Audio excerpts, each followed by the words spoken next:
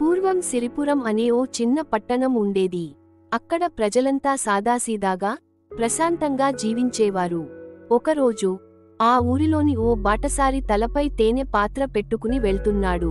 అతడు ఏవో ఆలోచనల్లో మునిగిపోయి తలపై ఉన్న బరువు సంగతిని పూర్తిగా మర్చిపోయాడు. హఠాత్తుగా పాత్ర జారిపడి కింద పడింది. తేనె అంతా నేలమీద చిందింది. అక్కడికి ఒక తేనెటీగ వచ్చి ఆ తేనె మీద వాలింది. అదిగో, తేనె సువాసనతో ఆకర్షితమై వచ్చింది కదా. అయితే దగ్గర్లో దాక్కున్న ఒక సాలీడు, అవ్హో, నాకు భోజనం వచ్చిందేమో అని అనుకుని తేనెటీగపై దాడి చేయడానికి సిద్ధమయింది. ఇంతలో గోడమీదున్న ఓ బల్లి ఆ సన్నివేశం గమనించి, ఇది నా వేటే అని సాలీడుపై దృష్టి పెట్టింది. దగ్గర్లో ఉన్న వర్తకుడి ఇంట్లో పెంచిన పిల్లి కూడా ఆ బల్లిని చూసి వేటకు సిద్ధమైంది. అదే సమయంలో రాజసేవకుడి కుక్క ఆ పిల్లిని చూసి మొరుగుతూ దూసుకువచ్చింది. అంతే, ఆ వీధి ఒక్కసారిగా హడావుడిగా మారింది.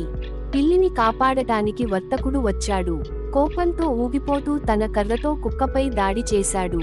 కుక్క అక్కడికక్కడే చనిపోయింది. అదిగో, తన కుక్కను చంపేశారని రాజసేవకుడికి రోషం వచ్చింది.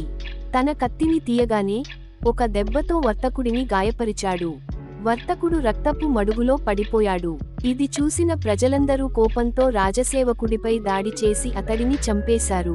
ఈ వార్త రాజు చెవిలో పడగానే అతని కళ్లల్లో కోపం మిన్నంటింది. నా సేవకుడిని చంపేస్తారా? ప్రజలకు అంత ధైర్యమా అని అరిచాడు.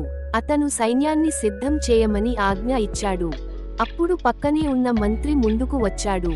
ఆయన ప్రశాంతంగా, వినమ్రంగా అన్నాడు, మంత్రి మహారాజా, ఇప్పటికే చాలా అపశృతి జరిగిపోయింది.